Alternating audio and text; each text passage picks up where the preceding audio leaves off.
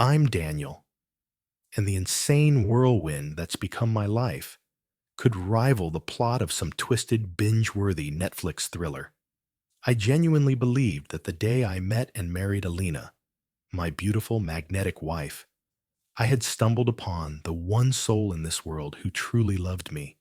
Not my status, not my wallet, not my lineage. But I was so wrong. What I thought was love turned out to be a soul-piercing betrayal. One that shattered not just our relationship, but fractured every brick of trust, every promise of family, every blueprint of a future we were supposed to build together. What she didn't see coming, however, was that the man she aimed to scam wasn't just wealthy.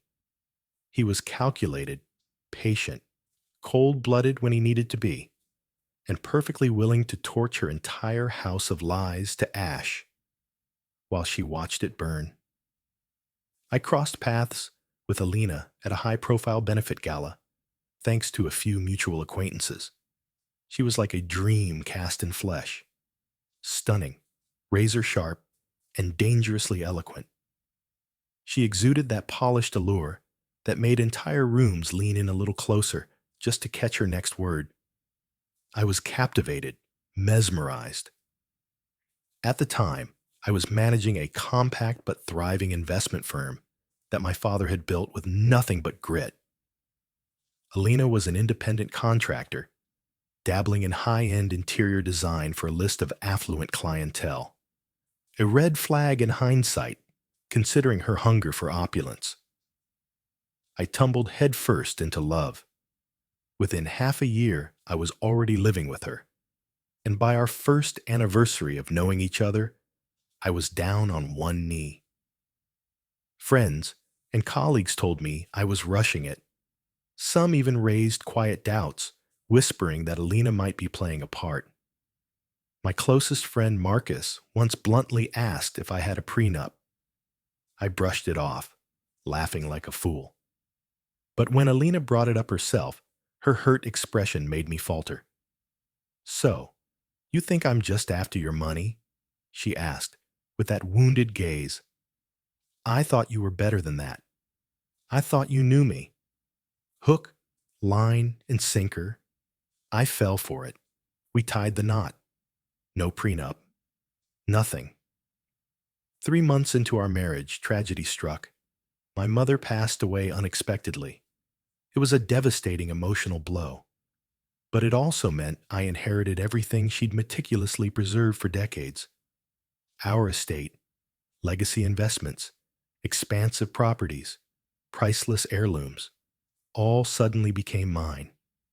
And just like that, Alina changed, like a chameleon shifting colors under new light.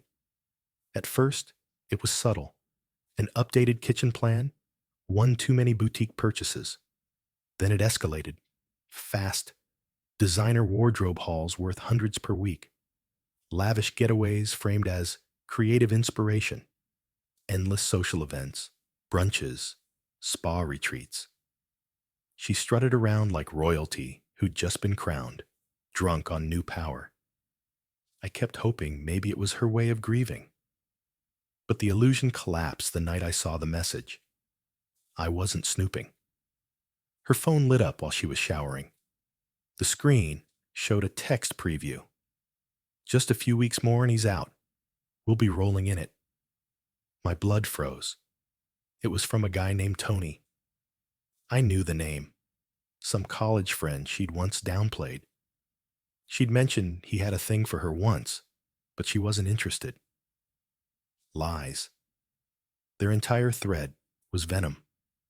He called me a clueless fool. She joked about how easy it was to manipulate me. They plotted out how to carve up my estate. She'd divorce me after claiming control over the business I was unknowingly building for her. My heart didn't shatter. It calcified. I didn't confront her. That's what she would have expected. And she'd twist the narrative. Cry. Guilt trip. Gaslight. No, I didn't want to rage. I wanted vengeance. Precise. Quiet. Devastating. First stop, my lawyer. I spilled everything. He looped in a private investigator, a true bloodhound. And for weeks, we documented it all.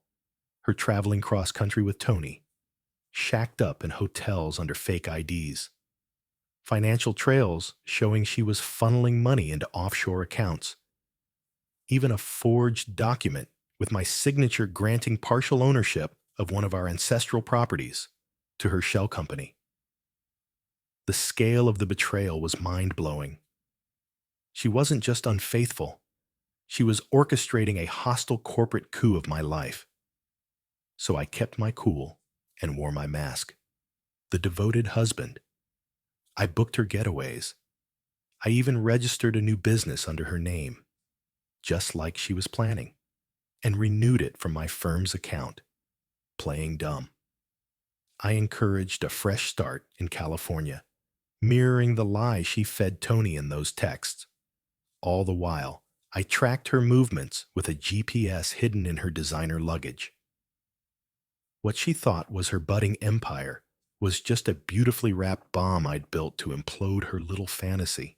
Then I secured my defenses, moved my liquid assets into irrevocable trusts, rewrote my will, alerted estate managers to restrict her access, put walls around my legacy she couldn't even see until it was far too late. And then I waited. I picked our wedding anniversary for the grand finale. That night, she walked in, radiant in silk, carrying a velvet box containing an expensive watch for me. She kissed me, dripping with faux affection. I smiled. "I've got something for you too," I said. On the dining table sat a sleek black folder, not just divorce papers, a curated exhibit, bank fraud, marital deceit, stolen identity, a subpoena for court, and neatly printed transcripts of her secret messages with Tony. Her face drained of color. She flipped through the pages like a desperate gambler, realizing the deck was stacked. Her breath hitched. Her hands trembled. Then she dropped the act. "Daniel, please." "I didn't mean to." "You meant every word," I said coolly. "You called me pathetic. You laughed at my grief. You used me like a stepping stone. Tony, he manipulated me. Tell it to the judge." She collapsed to the floor, sobbing, begging. But I had already grieved the death of our marriage. This was just the burial. The courtroom saga that followed. Brutal. For her. My PI had airtight evidence. The fraud alone ensured she wouldn't see a single cent of my mother's legacy. The judge ordered her accounts frozen. Tony vanished without a trace. She ended up squatting with a distant cousin, who eventually disowned her. Word spread fast in her circles. Her reputation in the design world went up in flames. I exposed her firm as a scam, using my name to fuel it, and alerted every one of her former clients. She became toxic overnight. As for me, I sold the house she adored and donated every dollar to a domestic abuse charity in her name. Then I purchased a quiet little cabin high in the mountains, far from the chaos, where I live on my own terms, working remotely, finally at peace. She once tried reaching out via a burner email. Said she was sorry, claimed she never loved Tony, said she was just lost. I never replied. I didn't need to. My revenge wasn't loud.